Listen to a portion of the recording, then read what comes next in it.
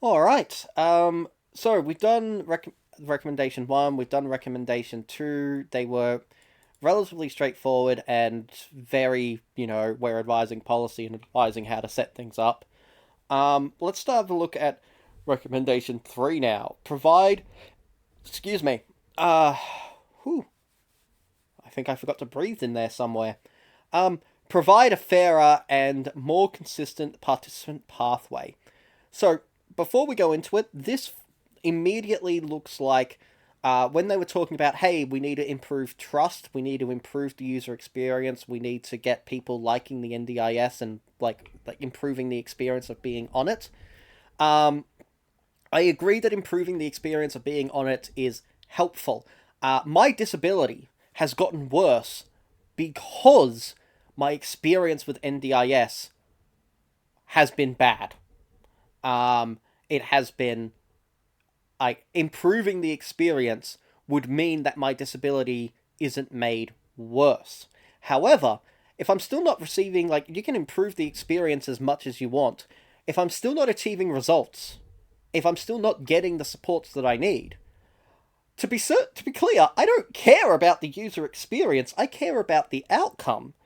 If I have a positive outcome, I am willing to deal with a negative user experience. Give me that outcome. And that is a lot of the time my experience with, say, the DSP. Because I'm on the DSP, because I've got the DSP, because I've got a positive outcome, I can deal with so much more in my life across the board. But if the DSP was, here is a positive experience, but no, we're not going to, like, you're not going to get anything, you're like, it's going to fail for whatever reason, you're not going to get the outcome, but you had a positive experience. Um, Overall, that just puts, at best, it's a delay on the negative, and it can actually make the negative worse because you're less prepared and less able to deal with it in various ways. It's oh, I got all of these shiny promises and things were looking so good, and then nothing. What? And I had that experience. I've already talked about the fact that my own experience, I was told we were celebrating, that we had, we were told that it had been successful, that what we were going for in the review, we'd actually gotten an important part of it. We weren't confident that it was going to be enough, but we were really happy because we were told, hey, yeah, like, this has at least been approved, even if it's an insufficient value.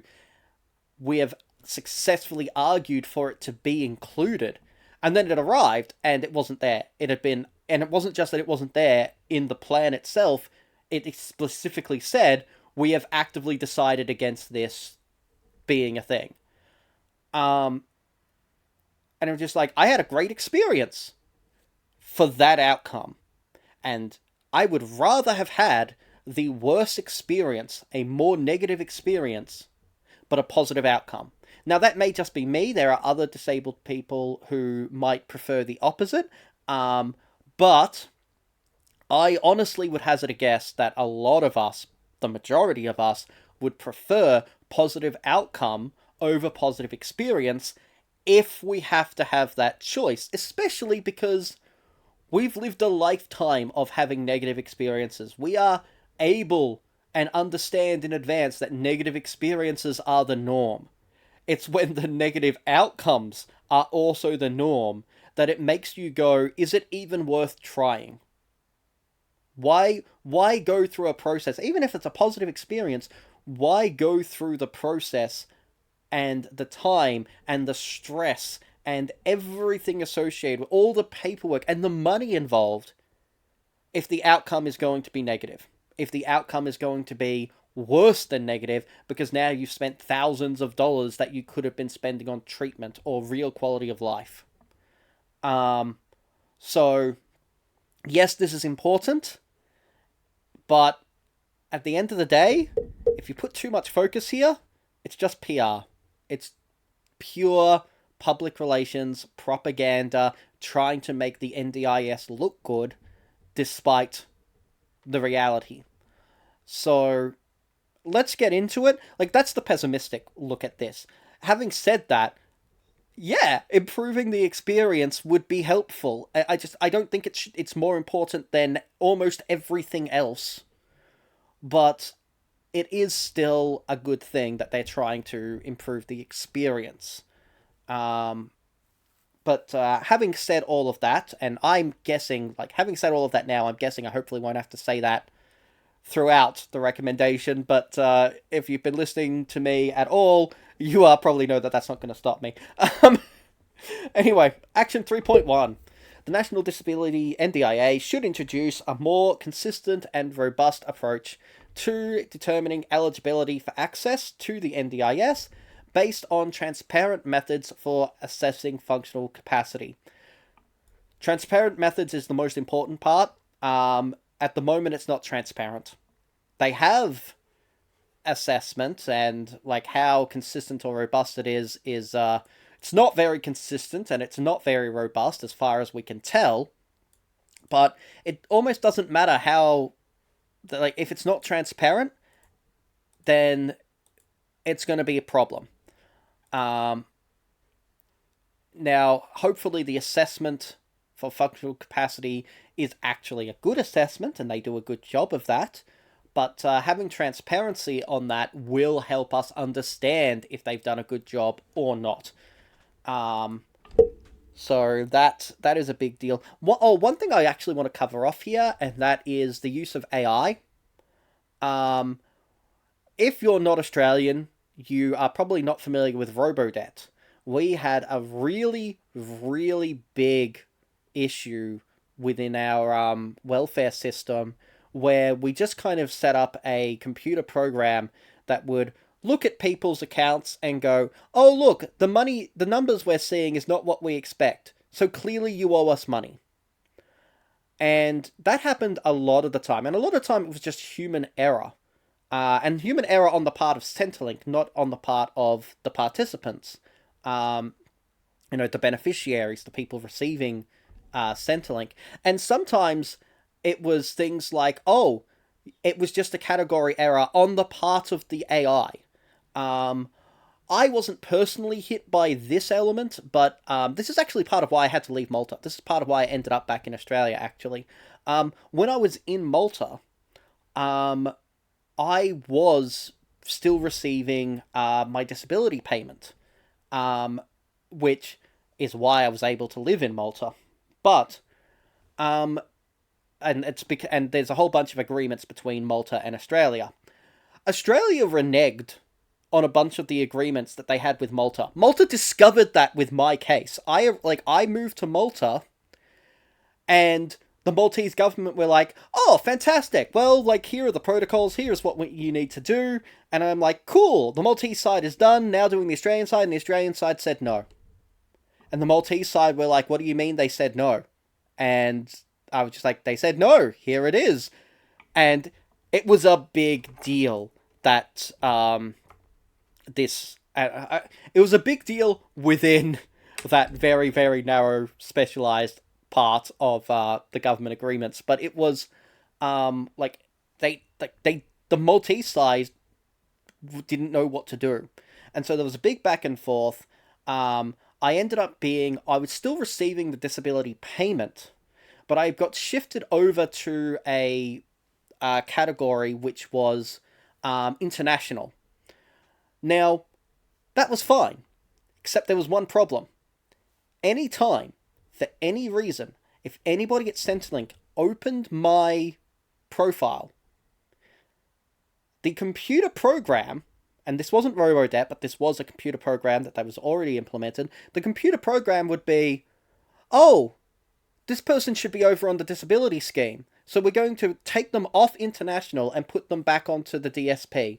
Oh, but because they're not, they haven't, because the DSP, the baseline DSP, cuts off if you spend more than 4 weeks. I think it might have been 3. It's 4 weeks. If you spend 4 weeks overseas, right? If you spend 4 weeks outside of the country, your payments get suspended. So if anybody opened my account for any reason, it would go, oh no, he's been placed in the wrong category. Move him to the correct category.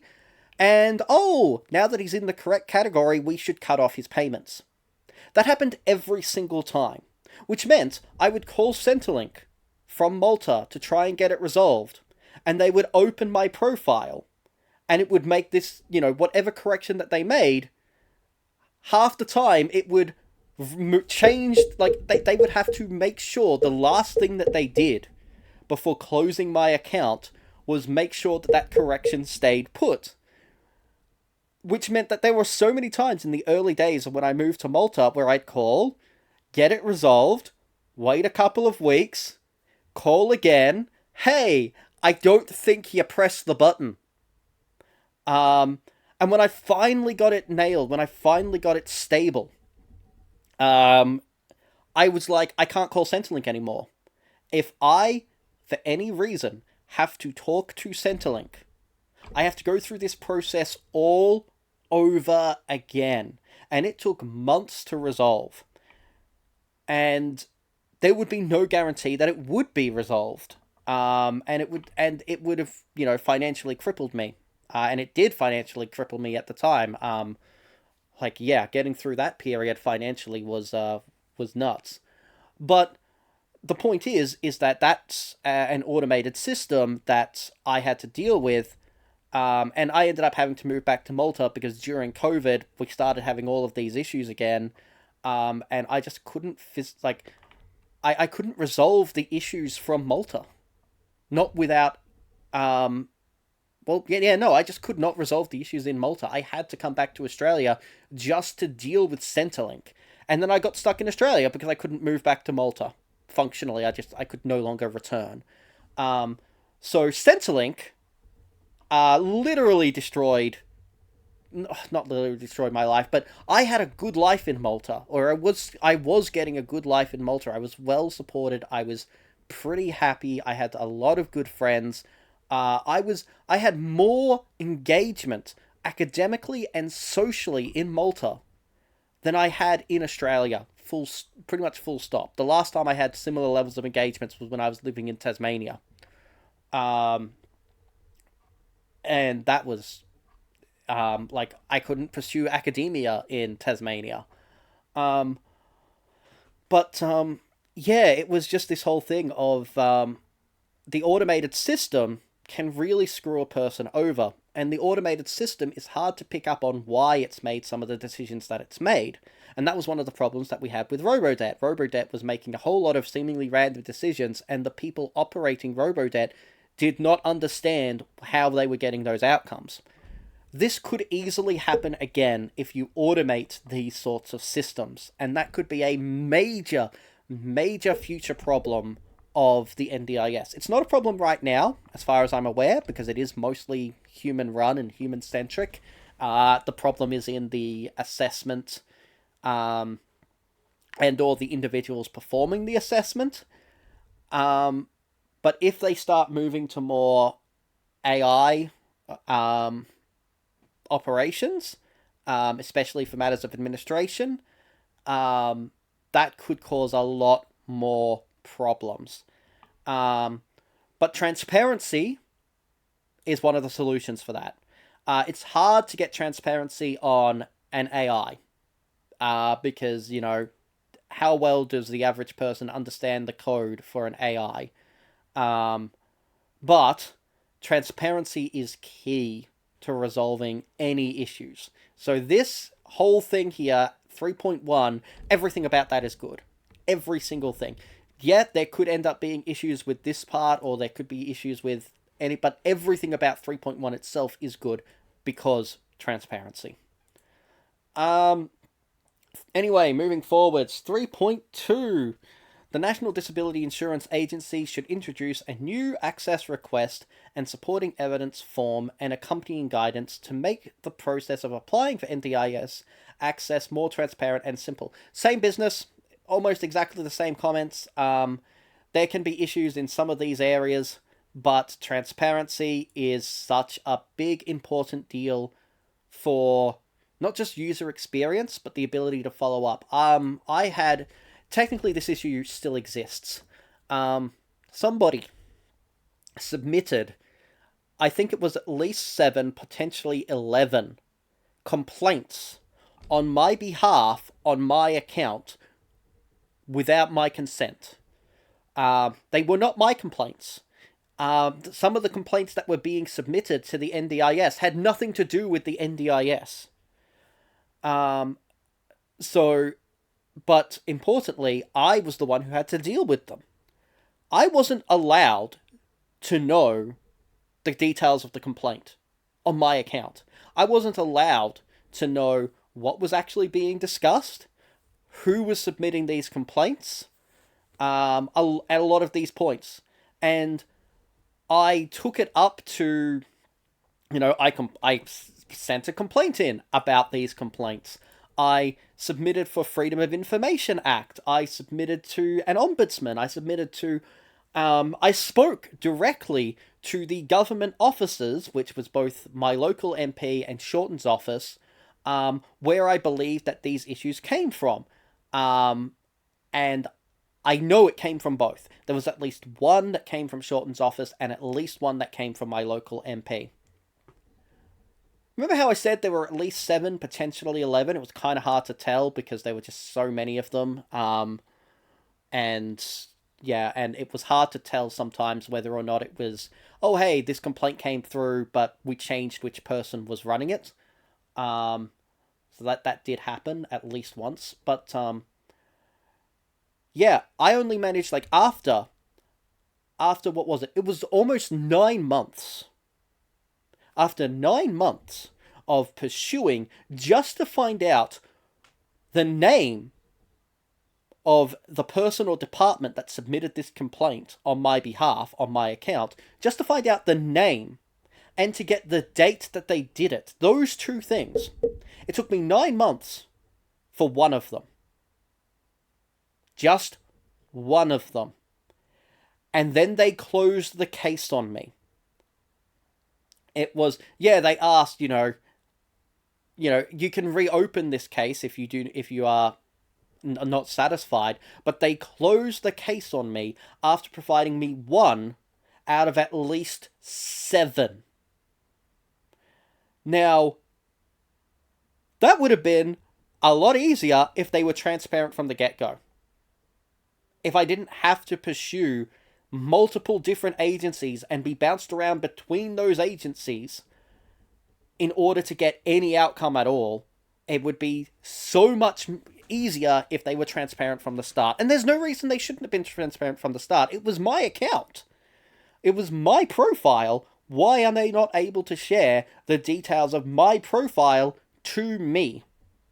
That should not need to call for a Freedom of Information Act to see basic things about my account. That arguably isn't the basic things about my account, but still, even for basic things about my account, I should not have to call upon a Freedom of Information Act for that, because I had to do that as well. That was a separate thing. Well, it was related, it was happening at the same time, but, transparency, yes. Almost unequivocally, yes. I struggle to think of a downside of transparency, at least not for the people it's supposed to be benefiting. Action 3.3, the NDIA should change the basis for setting a budget to a whole-of-person level rather than for individual support items. Yes. Again, implementation, some questions there, but yes.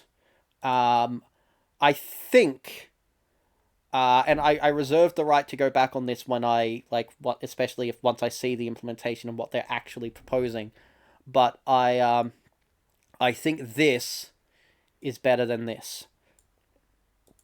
At the very least, even if the outcome is largely the same, the change in perspective means certain things will be considered that previously were never being considered.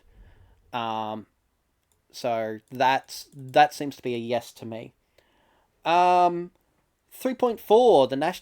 the NDIA should introduce new needs assessment processes to more consistently determine the level of need for each participant and set budgets on the basis.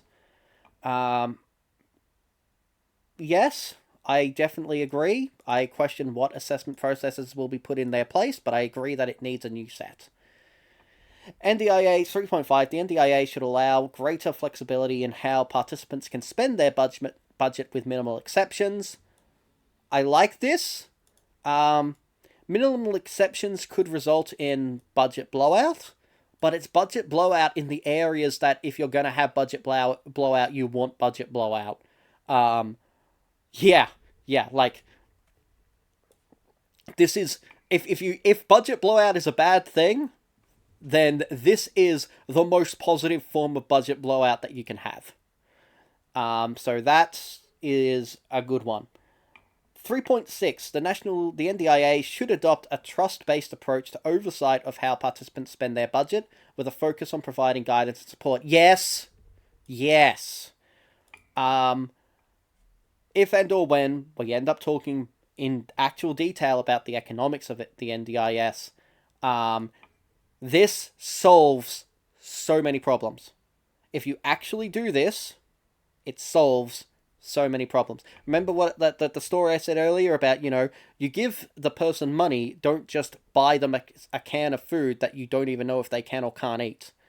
And it doesn't matter if they don't spend that money on food. Maybe it wasn't food they needed to begin with. That is literally what this is about. Or at least that's literally what this could be.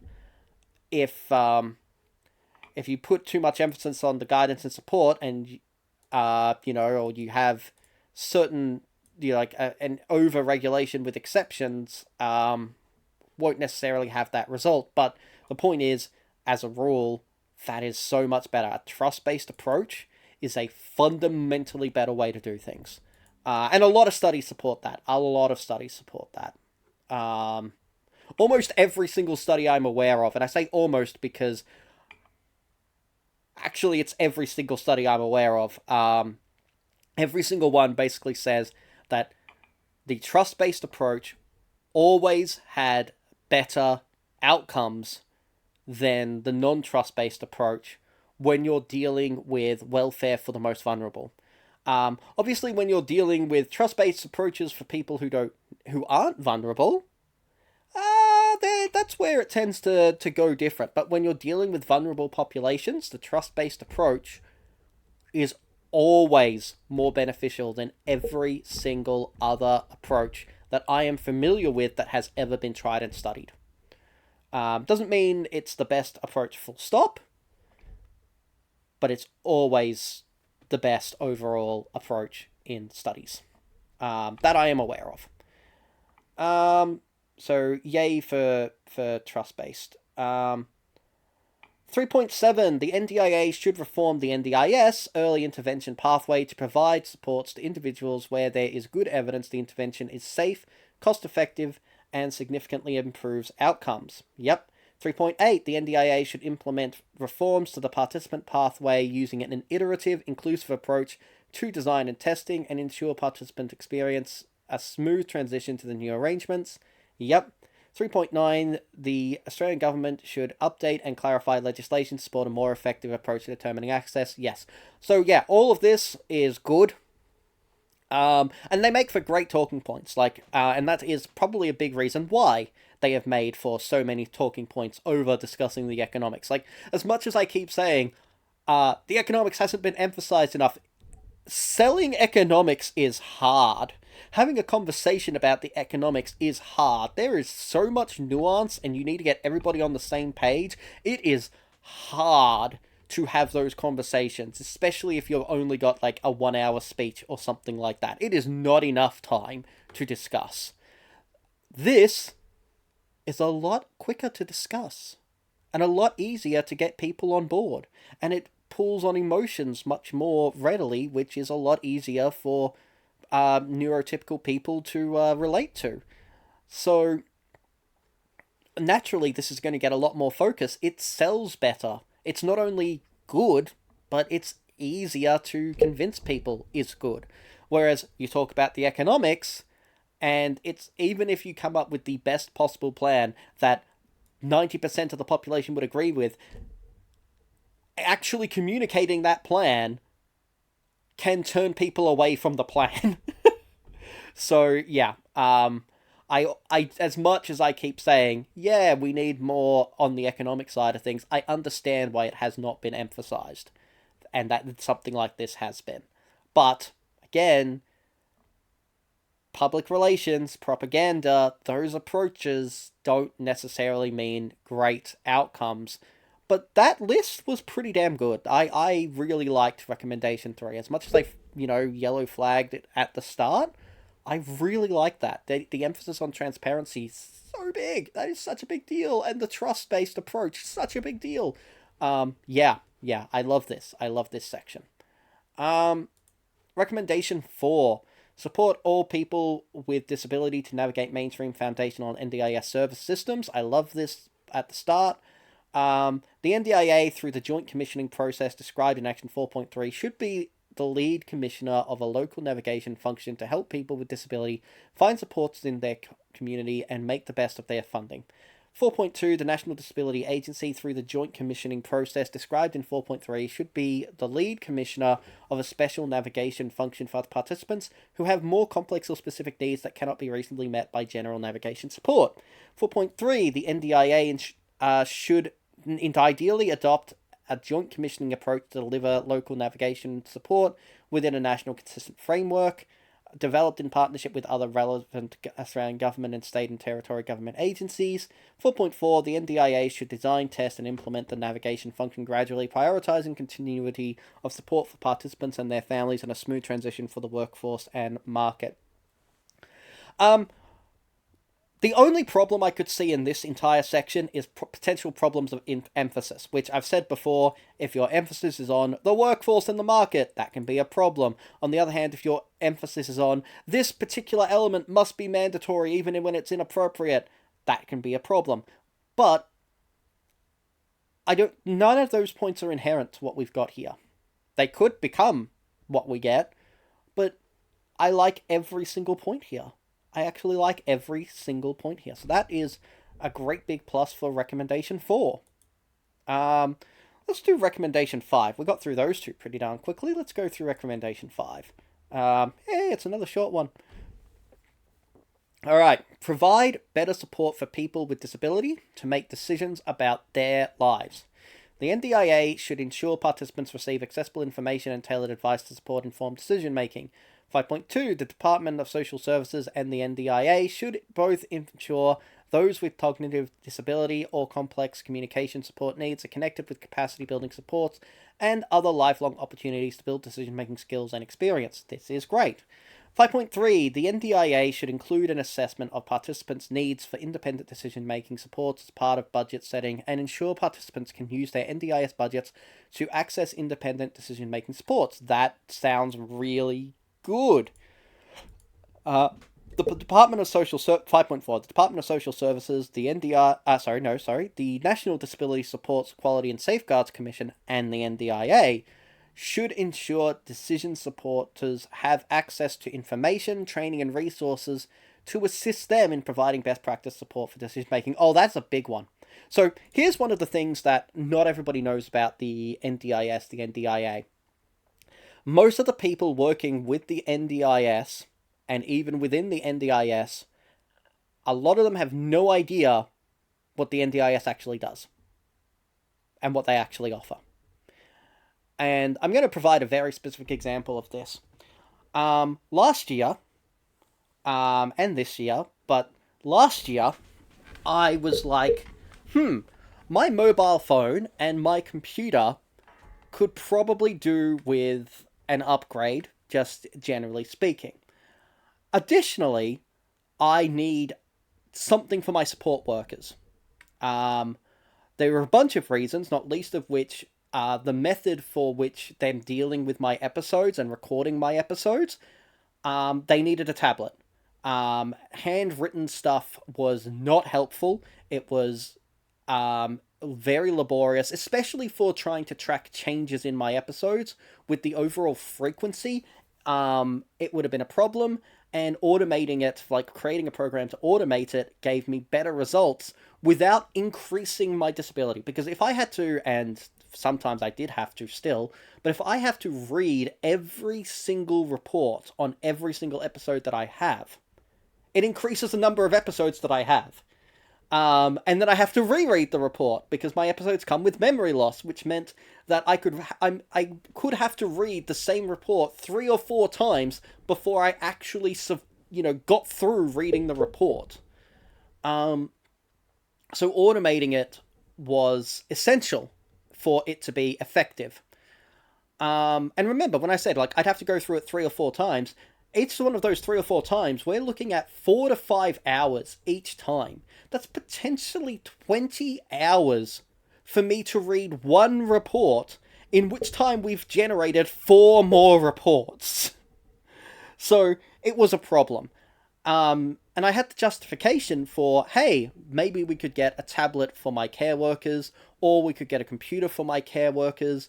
Or so much of the organization of my care is done through WhatsApp, and my phone hated WhatsApp, so upgrading my phone is important. And I spoke to my my coordinator, my provider, my plan manager. I spoke to everyone and asked, can I get these things, or can I apply for these things on the NDIS?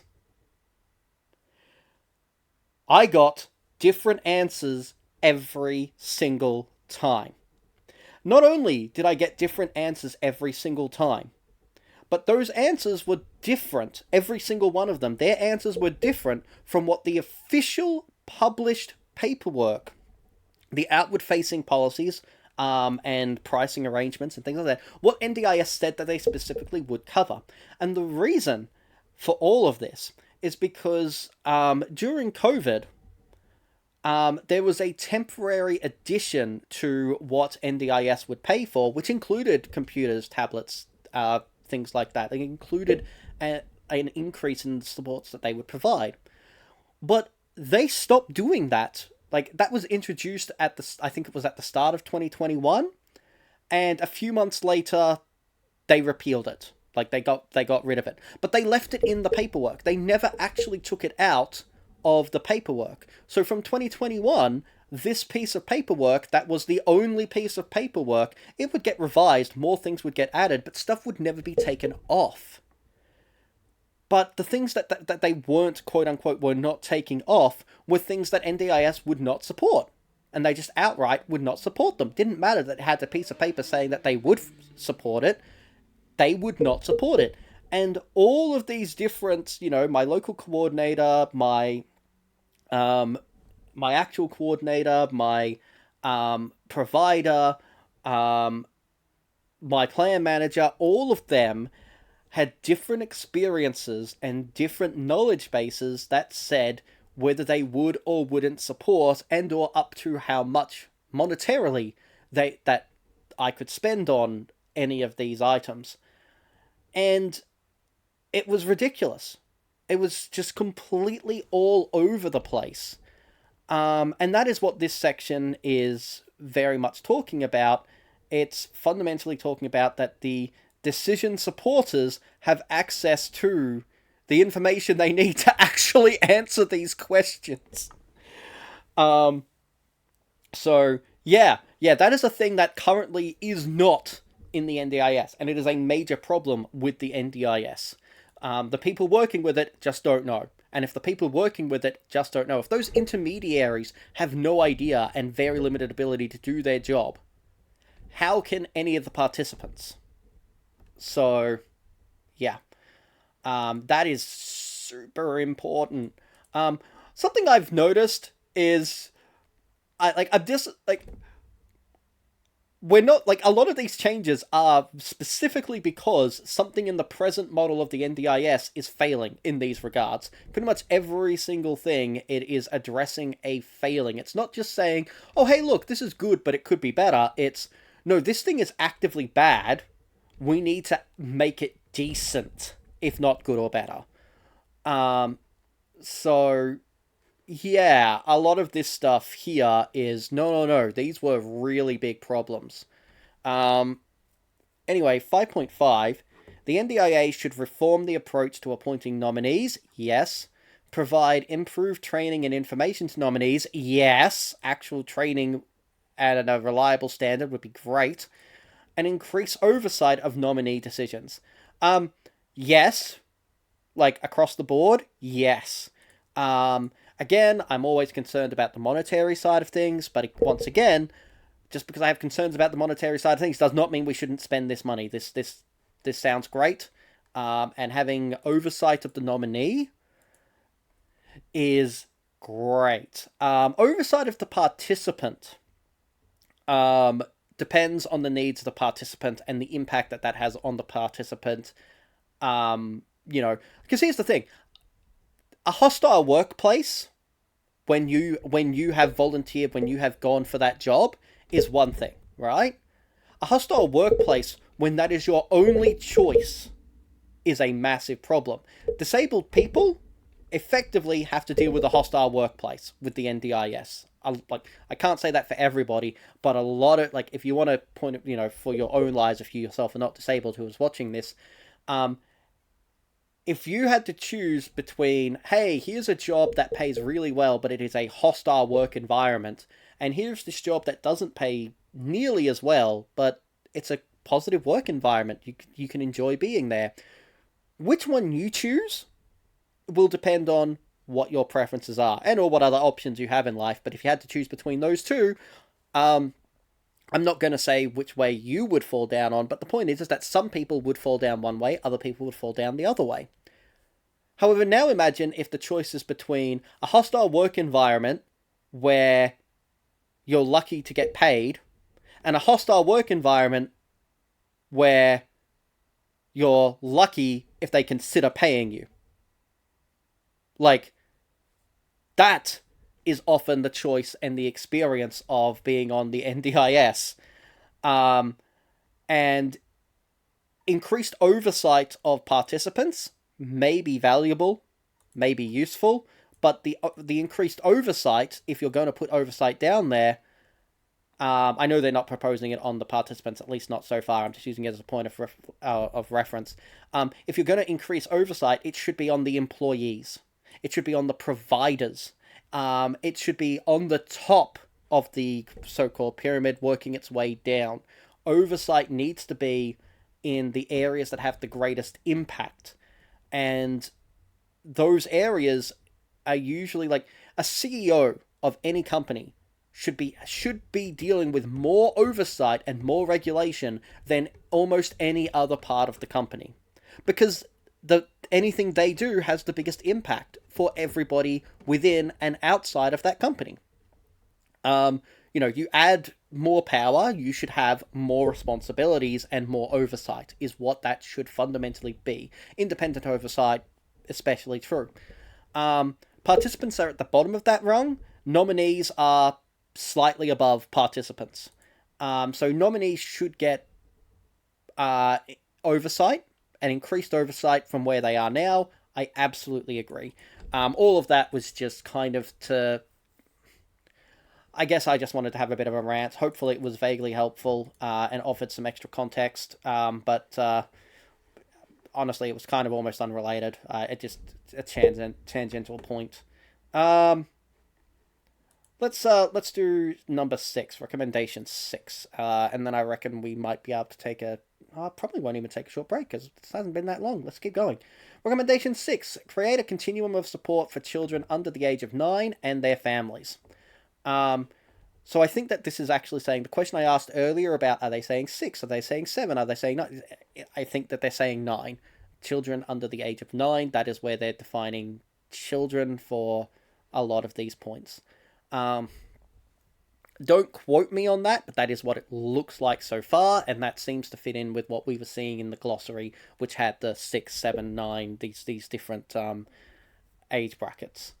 So yeah. Action 6.1.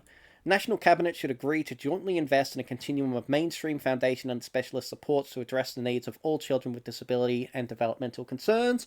Great. The NDIA should reform the pathway for all children under the age of 9 to enter the NDIS under early intervention requirements. Yes, depends on what those reforms are as to how much of a yes, but reform does need to happen there. Just how it is now is not particularly functional. Even if it is working for you, it is not particularly functional. Um, 6.3, the NDIA should introduce a more consistent and robust approach to assessing developmental delay. Yes. That one's going to be limited though. One of the issues, I know I've spoken about this earlier, so I'll make it quick. One of the issues is that at early diagnosis is hard. And it's not just that it's hard, it can be quite unreliable. And for different disorders, for different disabilities, but for different disorders, remembering that disorders and disabilities are not synonymous. For different disorders, some of them can be diagnosed very young. Others, you actually have to wait until they're much later in their physical or mental development in order to determine or to make recommendations on. So this is actually much more limited by, sorry, 6.3. This is much more limited by where the research is and our current understanding of childhood development and childhood physiology and the disorders in order to actually do. So, yes, I approve of this, but we need to remember that there are actually some major limitations there, and that needs to be acknowledged. If it may not be, we may not be able to account for it. We may not be able to address it, but these issues should be acknowledged as fundamental limitations and or fundamental problems that we're going to have to face, and it's going to require updating.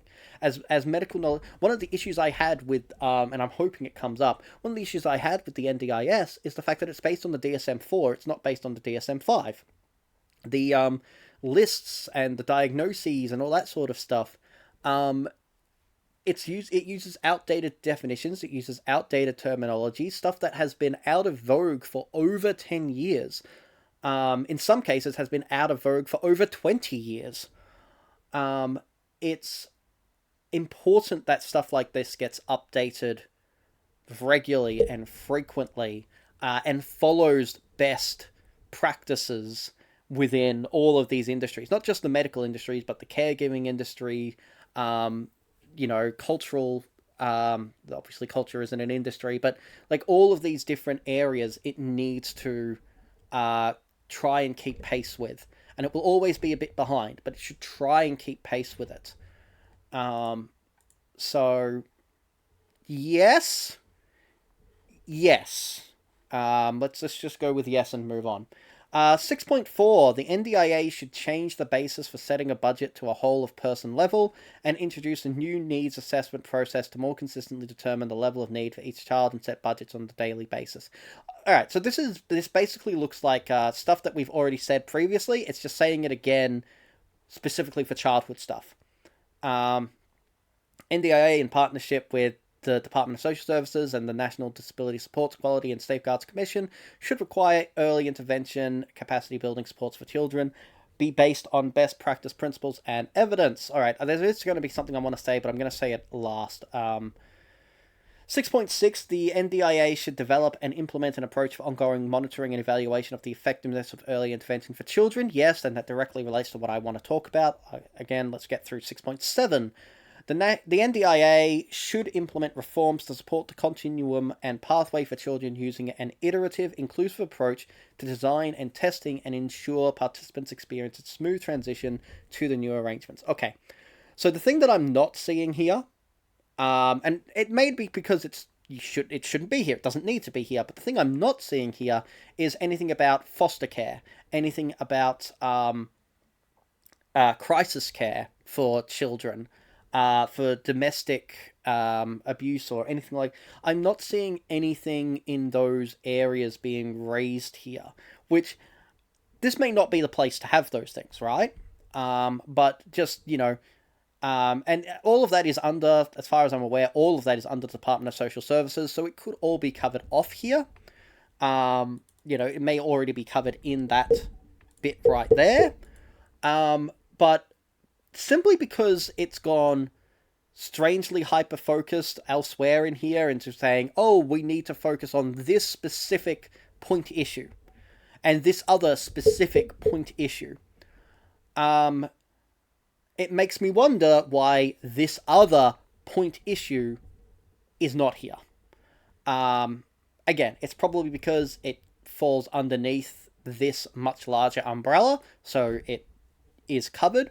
But the fact that it's not here makes me wonder, okay, was this actually a focus, or are they just going, yeah, look, if we communicate with these people, it'll be covered, regardless? Which, it's a top-down approach rather than a bottom-up approach. And coming back to what I was saying about the curb cut effects, as a rule, are a bottom-up approach to things. And bottom-up approaches usually have much, much better results than top-down approaches, at the cost of being much larger and more complex and having to, being just bigger things to deal with. But bottom-up approaches usually have much more reliable and much more positive outcomes. And that is across the board, basically. Like every time I ever come across, even running role-playing games, taking a top-down approach to things is great. Generalizations are great, but if you can do a bottom-up approach to things, everything is better. Everything is so much better when you do things from a bottom-up angle. But it takes more effort and it takes more work, and whether it's worth that work for the, if people are already going to leave the game having enjoyed it, then was it worth all of that work? I say yes, but that's just me. But yeah, so yeah, some of the points earlier being hyper specific is great, but I'm not seeing it in certain areas here, which makes me question, are those things being actively considered, or are they just being assumed?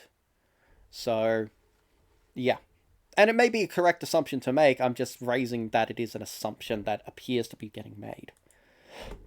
Alright, recommendation 7, introducing a new approach to NDIS supports for psychosocial disability, focused on personal recovery and developmental health reforms to better support people with severe mental illness. Okay, so from the outset, this looks like the opposite of what people have said Labour is trying to do.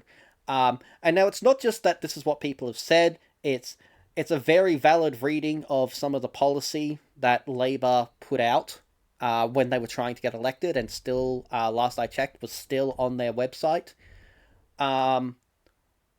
But, based on Shorten's most recent speech, based on other information that I've been trying to poke into, and my own interpretation based on the updated evidence, this sounds so far really, really good. But remembering, I have encountered people who have read this document, and they left saying that they're doing bad things for psychosocial disabilities.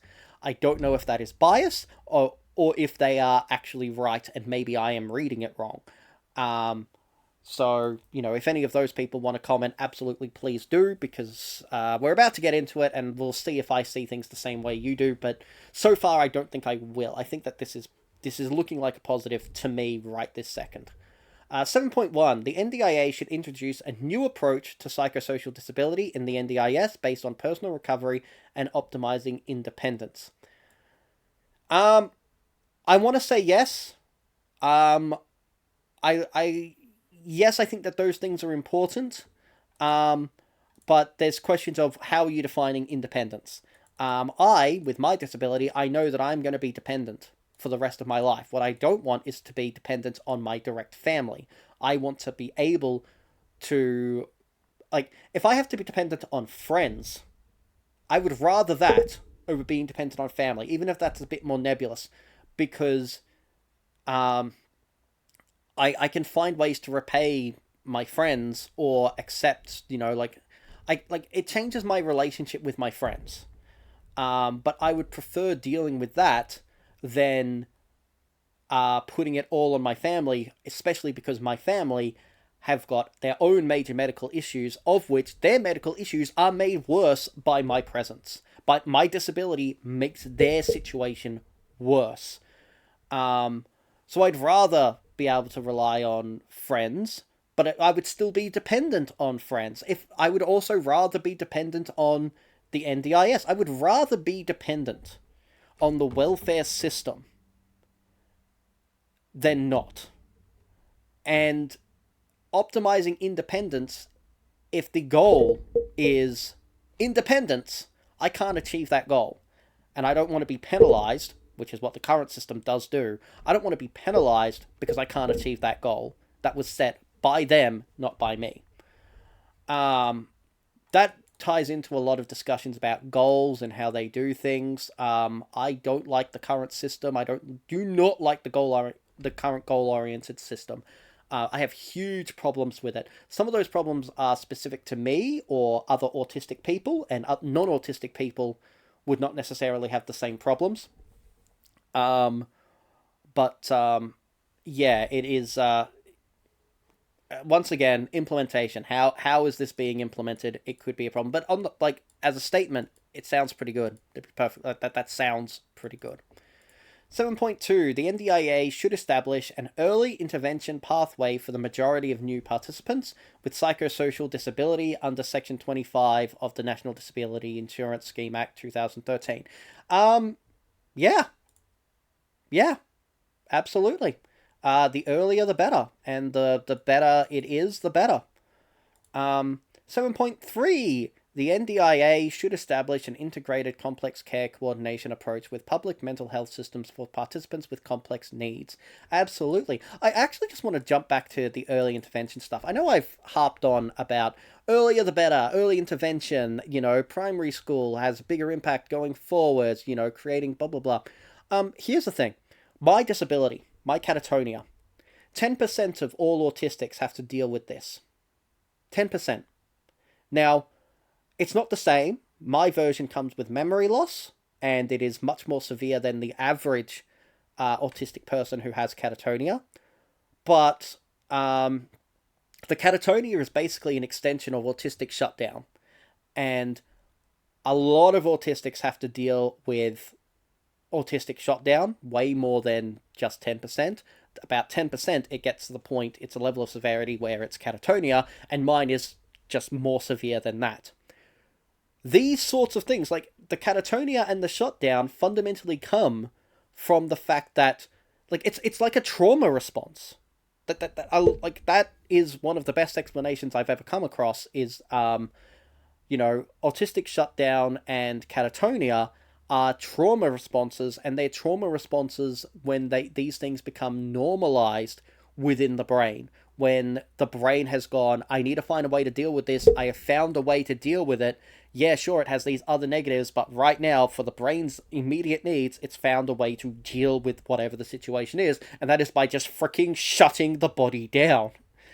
And that sort of thing is that all autistic people have a predisposition towards that. It's just that the vast majority don't get to this level. The earlier you have intervention, the earlier you have treatment, training, the earlier you are getting parents, families, providing a positive ecosystem, a positive environment, and teaching autistic people or giving them the ability to express or deal with their stress in other ways, the more you do that, the less people with catatonia you will have. Full stop. So, yeah, early intervention, the earlier the better. Yes, I want less people like me. I want less people disabled. I want less people in my position. That is how you get that. That is how you make everyone's quality of life better. Anyway, yeah, I want to be an outlier. Not because I want to be an outlier, but if I am who I am, I want less people having to deal with this in this negative way. 7.3. The NDIA should establish an integrated complex care coordination approach with public mental health systems for participants with complex needs. 7.4.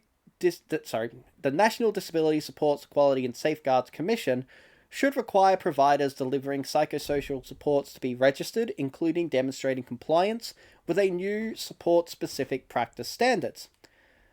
Sure, same comments as everything else. 7.5. All Australian governments should prioritise supports for people with psychosocial disability as part of general foundational supports, Yeah. Um, I always have a problem when I see the word prioritize because, yes, I agree. Yes, that's fantastic.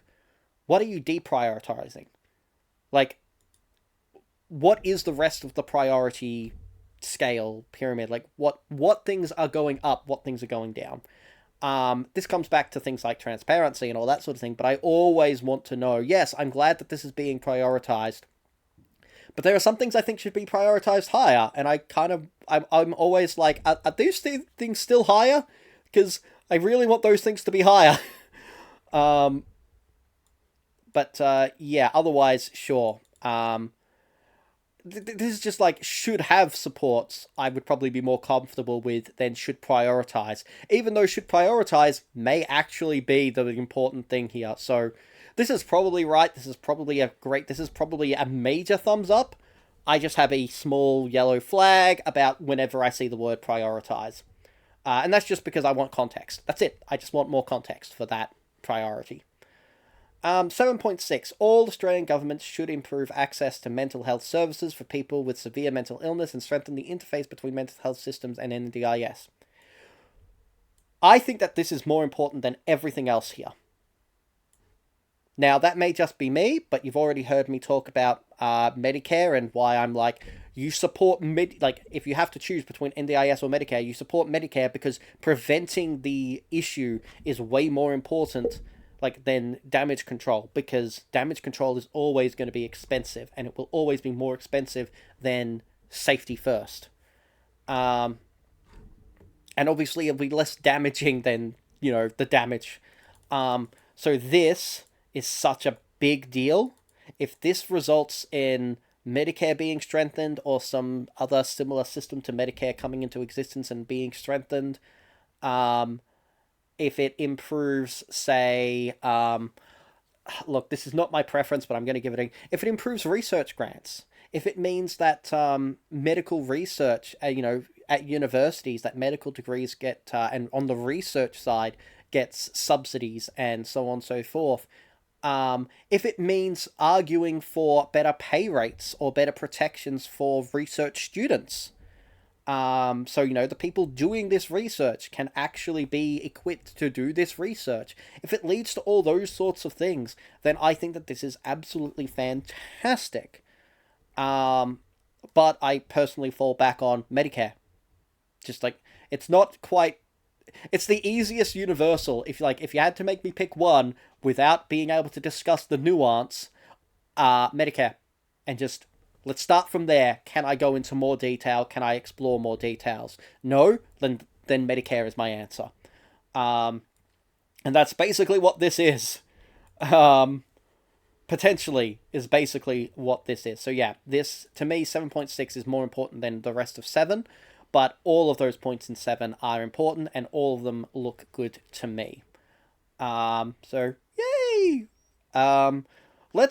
Let's at least finish 9, I say. Let's do 8 and 9 now. Recommendation 8. Fund housing and living supports that are fair and consistent, and support participants to exercise genuine choice and control over their living arrangements. Action 8.1. The NDIA should change the budget setting process to ensure that housing and living budgets are consistent and sustainable. I have some comments to make about this. I agree with that. I had a big conversation with somebody in the Greens Party who was advocating for this because I had a major. I agreed with what they were saying. I had concerns with their how, and I think that that's a really good discussion point to have. But I'll save that for a bit after. Let's get through the rest of 8 if I can. 8.2. As part of the local navigation function, the NDIA should commission housing and living navigators to provide advice on participant housing and living options. Completely agree with this. I need that at the moment. That is what I'm trying to do. I really want to move out of my current situation. My ability to move out is severely limited. I have to have a housemate. There's no choice. I have to have a housemate. Who my housemate is going to be a big deal, and it's going to affect where I can functionally move to, what my care supports are going to look like, what I can even do functionally, what my quality of life even will be, is as dependent on who my housemate is as it is what is my NDIS situation. And that's part of the problem I have with my current living situation. My disability negatively impacts my family. And there are fundamental clashes. As much, my family are fantastic. My family are incredible. They are absolutely incredible in so many regards. And sure, I have some problems with them, but a lot of those problems come down to we have some fundamental clashes that cannot be resolved on either of our end. And NDIS actually makes some of those issues worse. I need to move out. And having this sort of, hey, can you give me some help with that? Even if it's just increasing my knowledge base, would be great. So that to me is fantastic. I'm hoping I can find a way to move out before this even ever gets implemented. To be perfectly honest, I was really hoping to move out at the start of this year, but it's looking like that may not happen. Really about that. But yeah, this is good. This is good. 8.3, the NDIA should design, fund, and implement a process for participants to try new living arrangements at key life stages before they commit to them. That's pretty good. That's really, if it's properly funded and properly done, and of course, so long as the disabled person has control over the situation, that could be amazingly good. Yeah, I think that could be great. Insert budget blowout, but also great. Thumbs up if this is going to be a budget blowout. This is where we like. I'd rather there not be a blowout, but hey, this is still a good place to spend money. Yeah, always the economic question underlying it, but so long as that is a tick, this is a big tick. 8.4. The NDIA should commission a shared support facilitation function to empower participants sharing supports to exercise joint decision making. Yes. Joint decision making, a lot of the time that is a yes, but who's got the control? Who has the power? Something that is joint decision making in name may not be joint decision making in practice, and if anybody should have the power, it should be the disabled person, which comes back to the trust-based approach to things. The participant should be at the center. So long as the economics places the NDIA at the center, the participant will never, ever be at the center. But, and that's where I'm like, okay, joint decision making, that could actually just be giving more power to the NDIA, right, and taking it away from the participant. So if this goes through, but the trust-based in the previous recommendation, if that doesn't go through, this could actually lead to negative outcomes. But assuming these things actually get packaged together, that could actually be really good, and it could actually allow for more effective administration and more effective goals, because here's the thing. So, like, as much as I'm very much an advocate of trust-based, I'm also a very big advocate of supports, and sometimes those supports shouldn't be optional, sometimes they are necessary. As an example,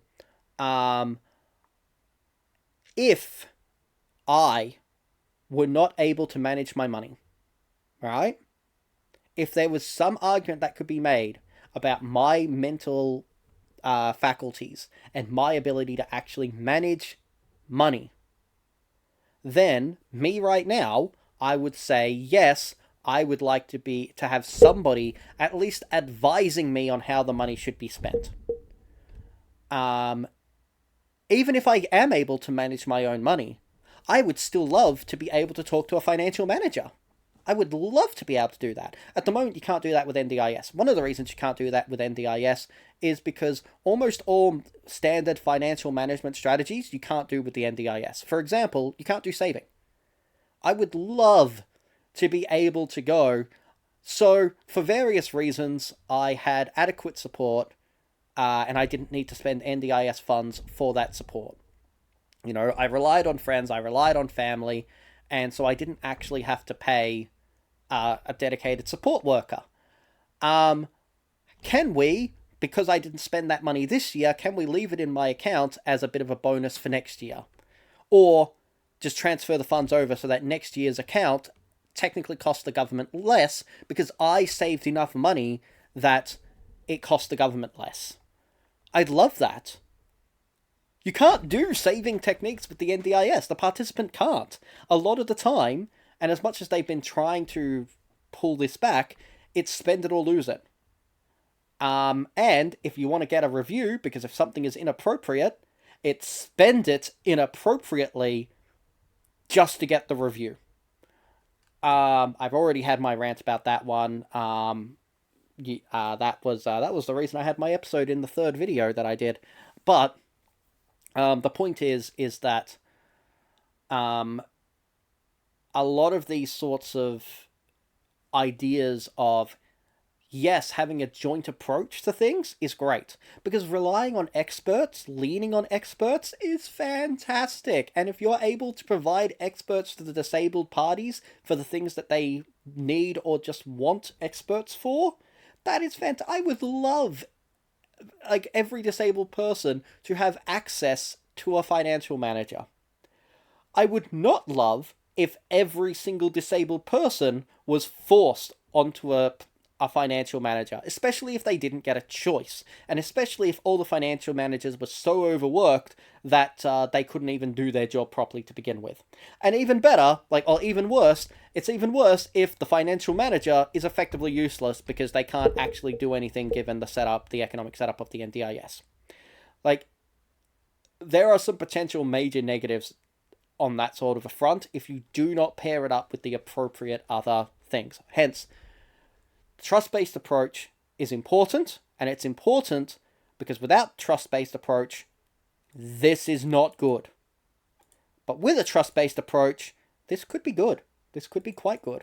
With all the other supports, this could be quite good. But it's only good if the other contingent parts of these packages goes through. So that is 8. Let's have a look at 9. Recommendation 9, deliver a diverse and innovative range of inclusive housing and living supports. Okay.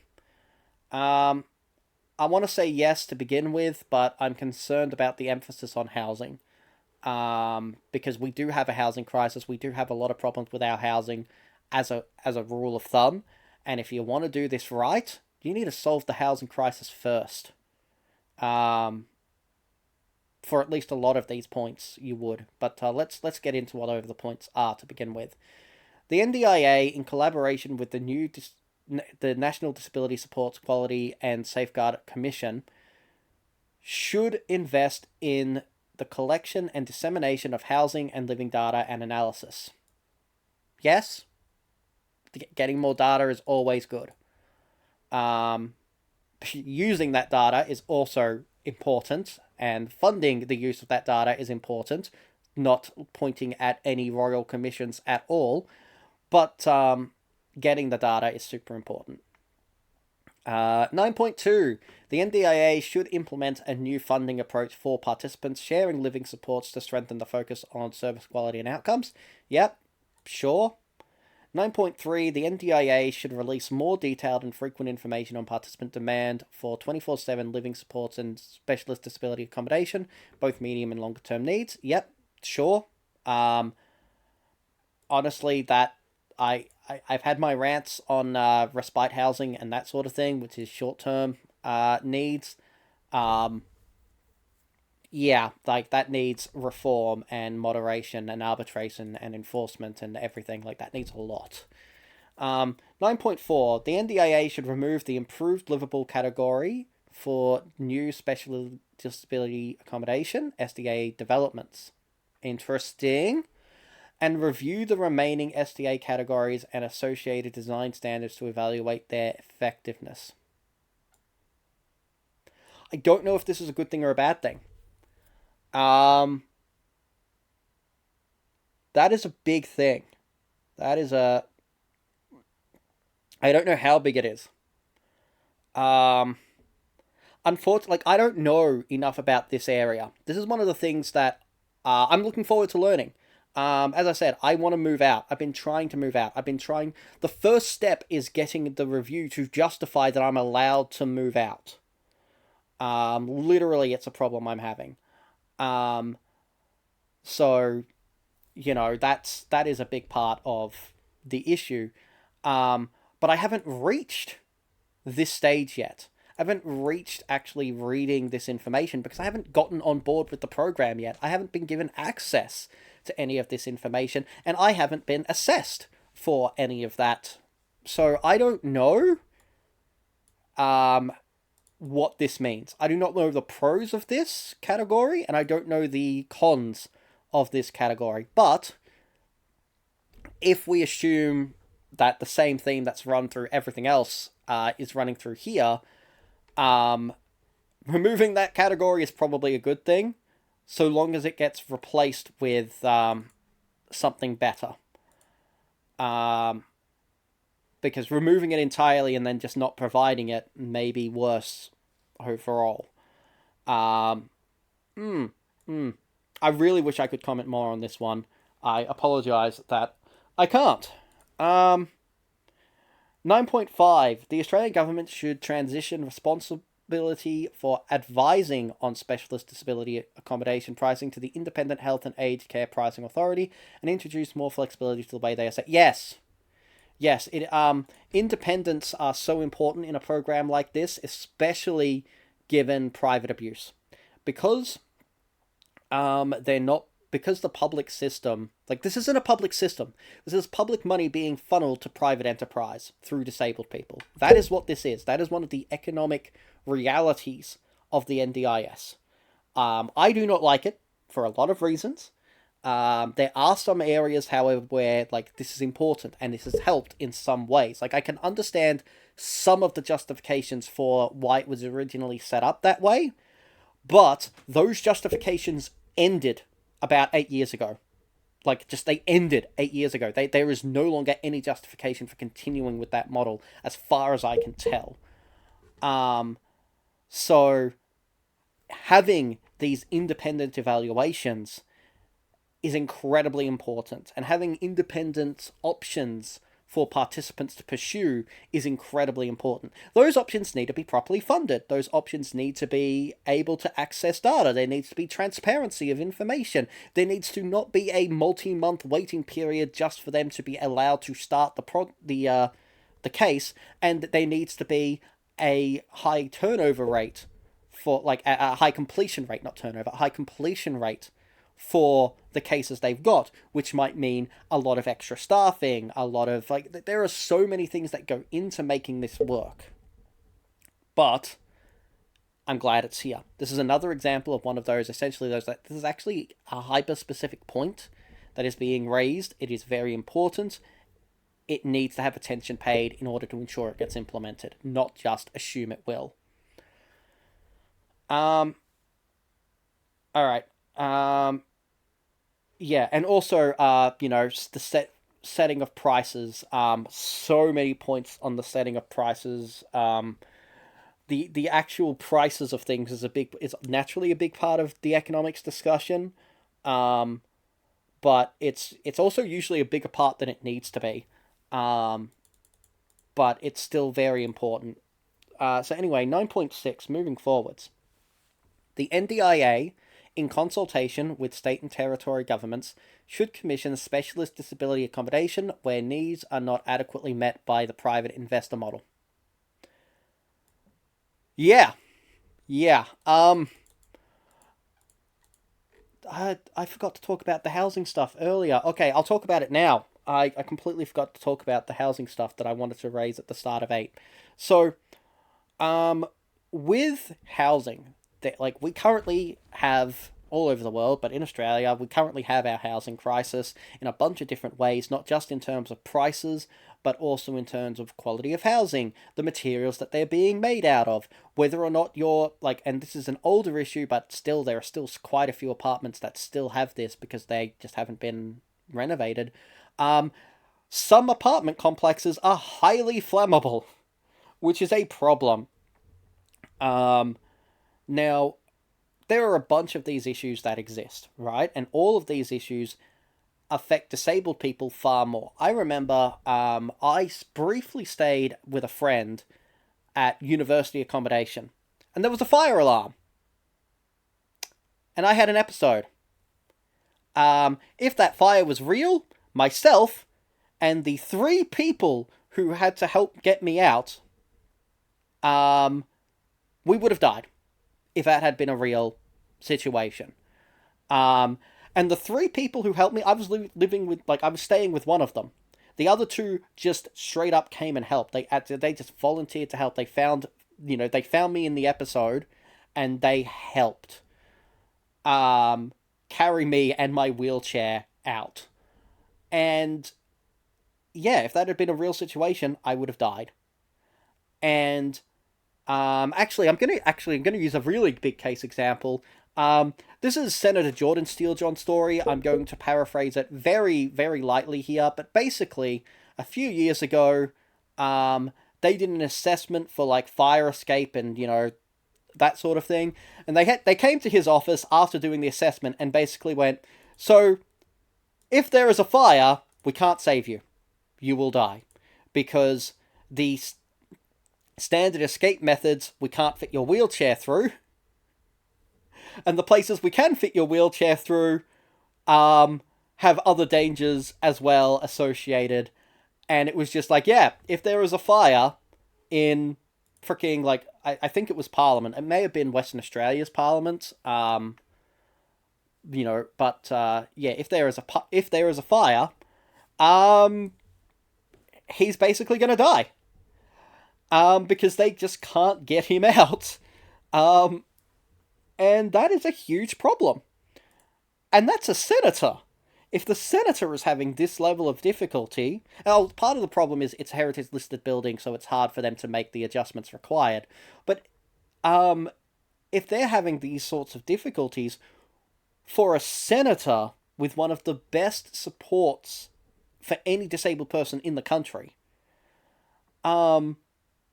how is any other disabled person supposed to expect any better? And so that's why things about the housing is so important. But you get other problems too. For example, this is a general problem with housing, right? So the private market does not like disabled people at all. We're either not profitable enough, or we are a dedicated cash cow ripe for abuse. There's almost no in between. You can create an in between, but most of the time, no, there isn't. But it means that, oh, look, we're building this property for people who don't need shelves as a certain height. We're building this property for people who don't need the kitchens to be so spacious that you can roll a wheelchair around in them. We're building this space. We are not building this space for disabled people or for the elderly. We're building this for the average consumer. That is what the private market is for. Government housing is not for that. However, you now run into the next issue, which is, where is the government housing being built? If most of our societies revolve around the cities, but most of our government housing ends up in rural areas, you're basically creating ghettos. You're basically creating slums filled with disabled people. And I mean, sure, you could argue, hey, look, now we're creating a community. That's called segregation. That's what that is. It's an economic form of segregation, but it is segregation. And it may be a complete accident. But if you're not building the government housing all over the place, if you're not building them in urban environments, rural environments, semi-urban environments, in city centers, outside of city centers, if you are not covering all of these different bases, then you're going to be creating segregation. And then you start getting into things like, some people, for instance, I can't do apartments. If all the government housing is apartments, I can't use any of the government housing. For me, I would have to access a unit or a house. I am limited in my choices. And if the government is not providing those choices, I don't have choices. So this is a big deal, And a lot of these issues come down to the housing market to begin with. The only thing that really needs to be done here, to be perfectly honest, the only thing that needs to be done here is for the government to deal with the housing industry and then go, and also all new apartment complexes must have an elevator. All of the new stairs, any government housing that has a staircase also needs a handrail. Any blah blah blah, like these, all you have to do is implement those things into the baseline, into the legislation of the housing acts. um Door frames need to be a certain width with a certain amount of space in front of them so that a ramp can be installed if desired at a later date, without major renovations. These sorts of things should be the default, right? These sorts of things should be every single person who moves into government housing, preferably housing at all, like including the private market, if you can regulate that side of it with this sort of thing. Every single house should have minimum size to the door frames. The shelves should be have a maximum height. Sorry, not the shelves, like benches, not shelves. It does impact shelves as well, but I'm thinking of benches. Should, here is a maximum height for the bench, or maybe an adjustable height for the bench. Like, these sorts of things should be the default in the construction. If you create an apartment complex and it doesn't have fire escape, then you have a problem. All fire escape should be disability friendly. That's it, pure and simple. Disability friendly also means it's friendly for elders, which means if you are a young person who is forced into government housing, you can at least be confident that if you suffer a disability or an injury or just get old, that you don't have to then be physically relocated because your current accommodation is not appropriate for you anymore. The more we can stabilize that as the default for society as a whole, the better it is for everybody. Welcome back to the curb cut effect, everybody. You treat the most vulnerable people as more of the default, and it makes everything better for everyone. You incorporate people in the default, not necessarily treat them as the default, but incorporate them. Yeah, it makes things better for everybody. Sorry, where was I up to? Was that 9.3? No, I did that. 9.4. 9.5, 9.6. Yeah, okay, that was 9.6. 9.7. The new National Disability Supports, Quality and Safeguards Commission should strengthen specialist disability accommodation, SDA, regulation to ensure dwellings are managed in accordance with the needs of participants and mandate the separation of SDA and living support providers. Yep, that sounds good to me. I can think of a few ways that would be quite beneficial, particularly in regards to apartment complexes, but I'm not 100% certain that what I'm thinking of actually is directly associated with this. It's indirectly associated with this, but the example I'm thinking of, I'm not actually certain is a good example. So let's move on. 9.8. All Australian governments should agree and implement an intergovernmental strategy for upgrading or repurposing ageing specialist disability accommodation stock owned by states and territories. Yes, but what about the private ones? I think most of them these days are actually privately held. I want to know what's happening on the private side of the industry as well, because as I said earlier, you can, it'd be great if they did this for public housing. It would be great if they did this for all elements of the public sphere. But if we can get it on the private sphere as well and improve the standards, just increasing the standard of door frames, if we can just do that, that would be a huge deal for so many disabled people, just to let them get in and out of their house. Even for people with a temporary injury, if you're temporarily on crutches or temporarily in a wheelchair, being locked in your house because you can't fit through the doorway is a big deal. I don't know how common that is, but I know that has happened. I absolutely know that has happened. What was I up to? That was 9.7, 9.8. No, that was 9.8 just then. 9.9. The NDIA should amend its change of circumstance and specialist disability accommodation, SDA policies, to reduce the bedroom count of aging SDA dwellings. I don't know that that is required. I mean, I get that. Should amend it to. Okay, if there is a like the problem is the minimum, right? The maximum can be as high as you want, and some people may want to live with like I need to live with a housemate. Like I have to. I like my situation does not work if I don't have a housemate. Um, but like let me put it this way: for my situation, um, the optimal. Sorry, if I do not have a housemate, if I do not have one, in order for me to be actually covered properly by the NDIS, it costs, what was it, $1.4 million. My disability is not worth $1.4 million. It simply is not. But if I don't have a housemate, it is. Um, that is a conversation and an example I will probably reserve for another time. That is a stupid amount of money. I despise that it is that much money. But the problem I see is minimums, right? If SDAs are fundamentally tailored or encouraged to be 3 or 4 bedroom places and thus to create small little, hey, we've got multiple disabled people and one care worker. That can be good for some disabled people. It is not for most. In fact, as was brought up in a previous video I did, that the Royal Commission actively advised against that sort of thing.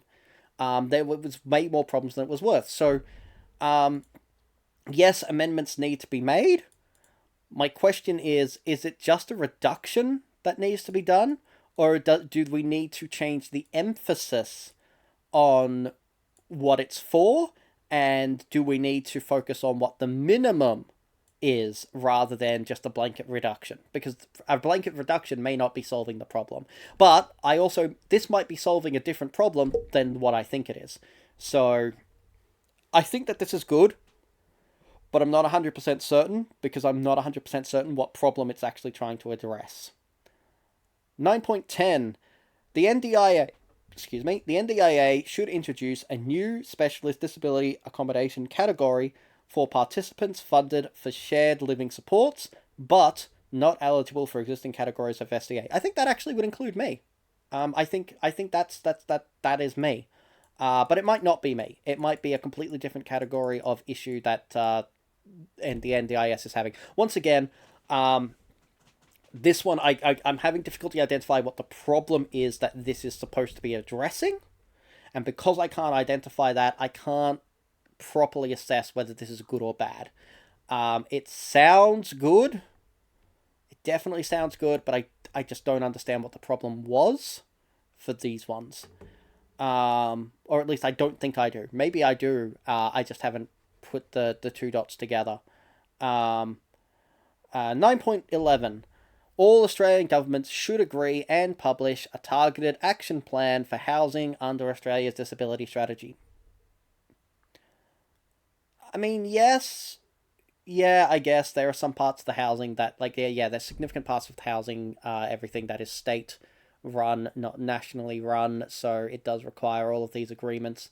I agree with that one. 9.11 is going to be very, very, very important. Alright, so next is markets and support systems that empower people with disability. There's quite a bit there. Alright, we are going to stop the stream here. Not right this second, I'm just going to have my little closing mantra. We will be doing markets and support systems next time. I cannot promise when that next time will be. I am hoping... I think I'm going to be busy tomorrow. I'm definitely busy Tuesday, so maybe Wednesday. Oh, that's going to be a problem though, because the town meeting is on Thursday, so that's not leaving me any time. I may have to stream in the morning or during the day, and not in the evening. Assuming I'm awake in those hours and able to do things in those hours. So unfortunately, it may be hard for people to follow me when I do this as a live stream, because people will probably be at their day jobs, which is unfortunate because this is actually the biggest part to me. This is the most. This is the section that I really, really want people to comment on, and really want feedback on, and I really want the back and forth on. This section is the biggest, most important section to me, and I don't think I'm going to get that because that was the point of today. Which today, yeah. Insert expletive here. But yeah, this is the next thing that we will cover. It will either happen during the day over the next few days, so you'll probably can catch up yourself by watching it after the fact on YouTube. And if you watch it on YouTube, leave comments. I will read the comments, especially for this one. I want this is the real hyper focus for me when it comes to NDIS. If that wasn't immediately apparent, I want as much input on. I want if people agree with me, I want it because I'm making good points. If people disagree with me, I want to be able to go away, reevaluate my points, and come back with a stronger point. A more accurate, correct, and effective point. In this side of things. So this is the most important part for me. We will not be doing it tonight. That's going to annoy the crap out of me now that I'm probably not going to be able to do that with an audience. Damn it. Well, look, thank you for those of you who have watched. I can see a few of you are still watching. Yeah, I don't think I have anything more to say. I am a bit mentally drained. I have so much that I want or need to do.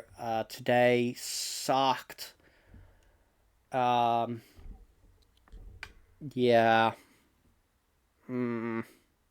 Alright, look, I'm going to end the stream now and be alone with my thoughts. Thank you very much for watching. Thank you very much for listening.